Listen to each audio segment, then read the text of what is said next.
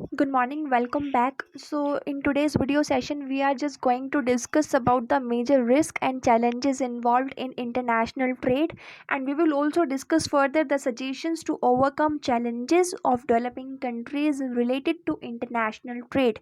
So, आज हमने दोनों टॉपिक्स कवर करने हैं, इंटरनेशनल ट्रेड के क्या चैलेंजेस हैं और इन चैलेंजेस को फेस करने के लिए क्या सजेशंस दिए जा सकते हैं, ये दोनों टॉपिक्स आज हम कवर करेंगे. So let's start. हमारा फर्स्ट पॉइंट है यहाँ पर रिस्क का. Major risk and challenges involved in international trade. So देखिए इंटरनेशनल ट्रेड में कौन कौन से रिस्क या चैलेंजेस हो सकते हैं. तो फर्स्ट आता है इसमें problem of balance of payment का. Problem of balance of payment किस सिचुएशन में हो सकता है? जब भी किसी कंट्री का इंपोर्ट उसके एक्सपोर्ट से ज़्यादा हो जाता है तो वहाँ पे बैलेंस ऑफ पेमेंट अनफेवरेबल हो जाती है और problem of balance of payment की सिचुएशन अराइज हो जाती है. Means more import than export and increase in liability and interest payments. Liabilities के इंक्रीज होने की वजह से और इंटरेस्ट पेमेंट के इंक्रीज होने की वजह से भी बैलेंस ऑफ पेमेंट पर बहुत ज़्यादा नेगेटिव इम्पैक्ट पड़ता है.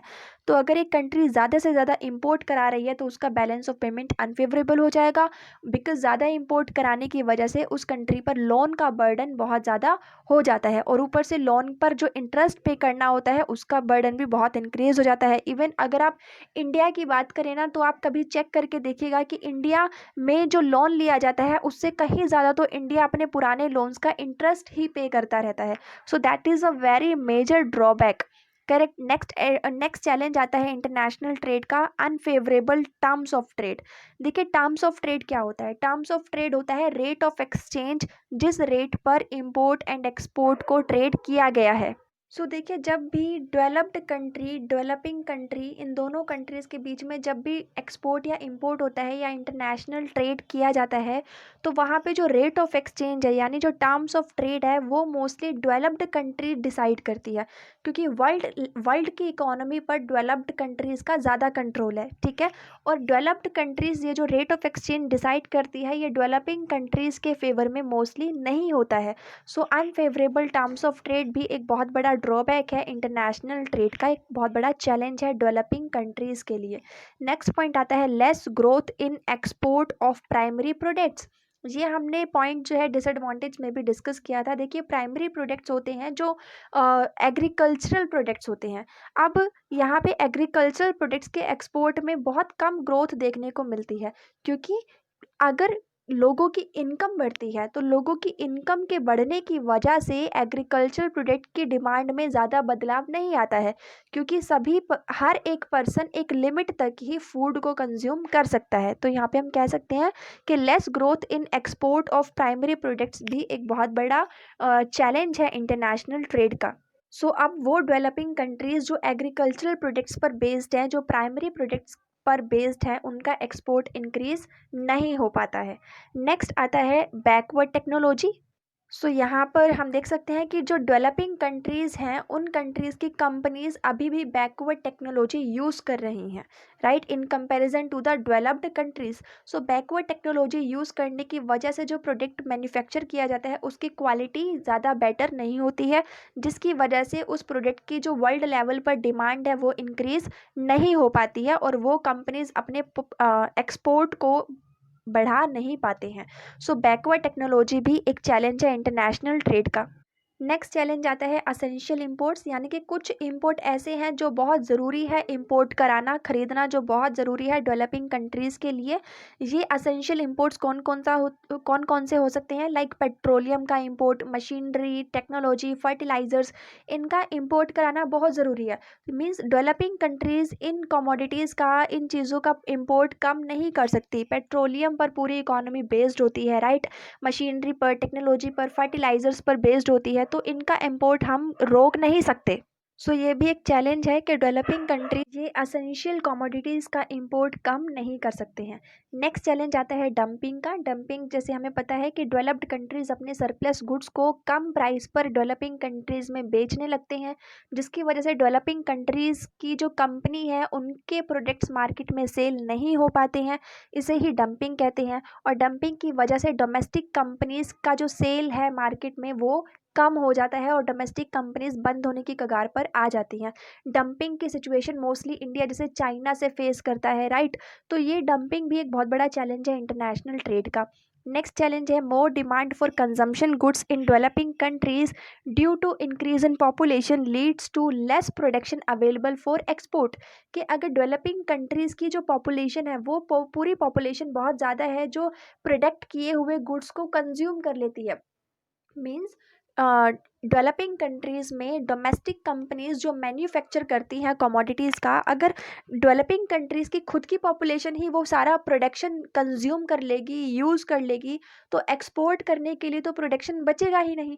तो जब एक्सपोर्ट करने के लिए प्रोडक्शन ही नहीं बचेगा तो डेवलपिंग कंट्रीज़ कैसे अपना एक्सपोर्ट इंक्रीज़ कर पाएंगी और बैलेंस ऑफ पेमेंट को फेवरेबल बना पाएंगी। तो ये भी एक बहुत बड़ा चैलेंज आता है इंटरनेशनल ट्रेड का डेवलपिंग कंट्रीज़ के लिए। नेक्स्ट ड्रॉबैक है बैकवर्ड इंडस्ट्रियल स्ट्रक्चर। जो इंडस्ट्रीज का स्ट्रक्चर है डेवलपिंग कंट्रीज लाइक इंडिया में वो बहुत ही बैकवर्ड है।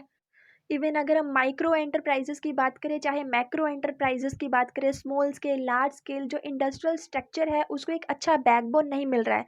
ना ही वो बैकबोन फंड्स को लेकर मिल रहा है, ना ही इम्प्रूव्ड टेक्नोलॉजी को लेकर मिल रहा है। सो इंडस्ट्रियल स्ट्रक्चर बहुत ज़्यादा बैकवर्ड है।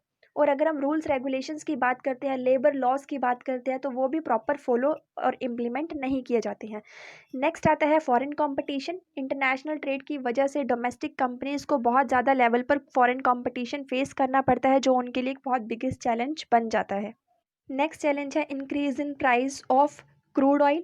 देखिए क्रूड ऑयल यानी कि कच्चा तेल, इसकी ज़रूरत हर एक कंट्री को होती है, राइट। तो क्रूड ऑयल का इंडिया में बहुत ज़्यादा इम्पोर्ट किया जाता है। क्रूड ऑयल के इंटरनेशनल लेवल पर प्राइस बढ़ जाने की वजह से क्या होगा कि इंडिया जो इंपोर्ट करा रहा है क्रूड ऑयल का उसका पेमेंट का लेवल भी बढ़ जाएगा और जिसके लिए इंडिया को ज़्यादा और ज़्यादा लोन लेना पड़ेगा। तो क्रूड ऑयल के प्राइसेस का इंक्रीज़ होना भी हमारी बैलेंस ऑफ पेमेंट पर बहुत ज़्यादा नेगेटिव इम्पैक्ट डालता है क्योंकि इससे हमारे लोन्स का बर्डन और ज़्यादा इंक्रीज़ हो जाता है। नेक्स्ट चैलेंज आता है इंटरनेशनल ट्रेड का low quality product, low quality production. So backward technology होने की वजह से एंड फंड्स की शॉर्टेज होने की वजह से जो प्रोडक्शन की क्वालिटी है वो भी बहुत लो होती है। एंड प्रोडक्ट की क्वालिटी का पुअर होना एक बहुत बड़ा रीज़न है उस प्रोडक्ट की सेल के इंक्रीज़ का ना होना, राइट। अगर प्रोडक्ट की क्वालिटी पुअर होगी तो सेल भी बहुत कम होगी क्योंकि इंटरनेशनल लेवल पर उसकी डिमांड इंक्रीज़ नहीं हो पाएगी। सो ओवरऑल ये हमारे टोटल चैलेंजेस थे इंटरनेशनल ट्रेड के। Now let's discuss the suggestions to overcome these challenges. So international trade से मिलने वाले ये चैलेंजेस को अगर हमें फेस करना है तो हम ये सजेशंस फॉलो कर सकते हैं, जैसे कि use of modern technology. Domestic companies जो प्रोडक्शन करती हैं वो मॉडर्न टेक्नोलॉजी यूज़ करके उनको वो प्रोडक्शन करना चाहिए। यहाँ पे ज़रूरत है कि गवर्नमेंट भी सपोर्ट करे डोमेस्टिक कंपनीज को ताकि वो अपनी टेक्नोलॉजी को इम्प्रूव कर सके, राइट। उनको फंड्स का बैकअप प्रोवाइड करा के ये किया जा सकता है। टेक्नोलॉजी के इम्प्रूव होने की वजह से हमारी डोमेस्टिक कंपनीज फॉरेन कंपटीशन को भी ईजिली फेस कर पाएंगी। नेक्स्ट सजेशन हम यहाँ दे सकते हैं promoting mutual trade among developing countries. Developing countries आपस में ही म्यूचुअल ट्रेड को बढ़ावा देकर भी इंटरनेशनल ट्रेड के चैलेंजेस को कम कर सकती हैं, क्योंकि हमने देखा था कि जब हम टर्म्स ऑफ ट्रेड की बात करते हैं तो रेट ऑफ एक्सचेंज जो है वो मोस्टली डेवलप्ड कंट्रीज़ डिसाइड करती हैं। लेकिन अगर डेवलपिंग कंट्रीज़ आपस में ही म्यूचुअल ट्रेड करने लगेंगे, आपस में ही कॉपरेशन एंड कनेक्शन में रहेंगे, सो इससे क्या होगा, इंटरनेशनल ट्रेड जो म्यूचुअल ट्रेड है डेवलपिंग कंट्रीज़ के बीच में वो प्रमोट होगा और डेवलपिंग कंट्रीज़ को डेवलप्ड नेशंस पर डिपेंड रहने की ज़रूरत नहीं होगी। नेक्स्ट सजेशन है developing import substitutes in domestic economy of developing Nations.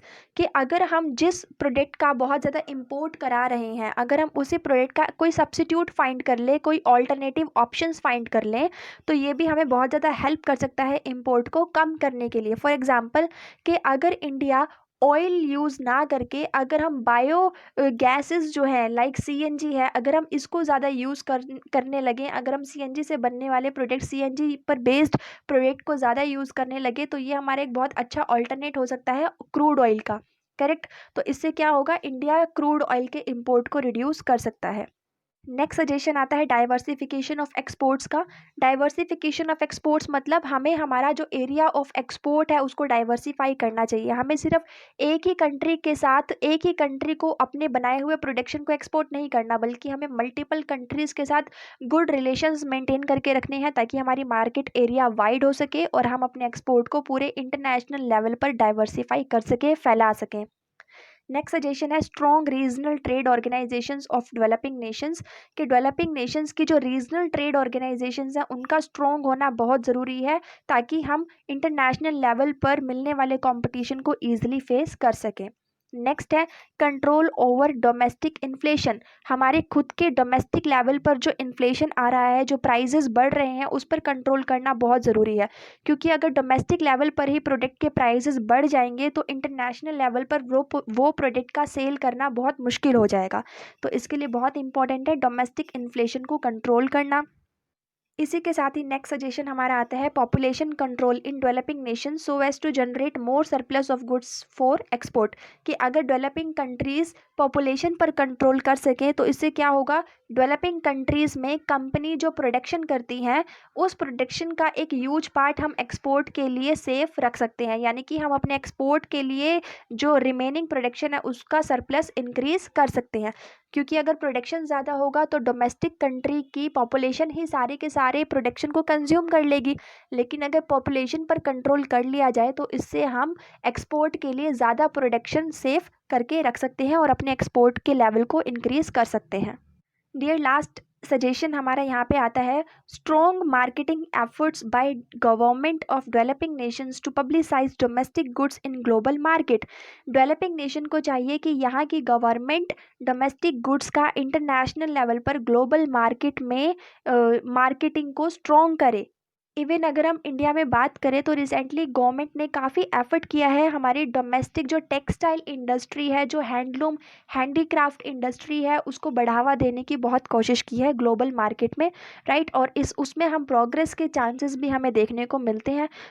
सो अगर डेवलपिंग कंट्रीज़ की गवर्नमेंट बहुत ज़्यादा एफर्ट करती है डोमेस्टिक गुड्स को ग्लोबल मार्केट में पब्लिसाइज करने की, उसकी मार्केटिंग को स्ट्रॉन्ग करने की, बढ़ावा देने की, तो वो कहीं ना कहीं डोमेस्टिक कंपनीज़ के लिए बहुत ज़्यादा हेल्पफुल साबित हो सकता है उन डोमेस्टिक कंपनीज़ के बनने वाले प्रोडक्ट के एक्सपोर्ट को बढ़ाने के लिए।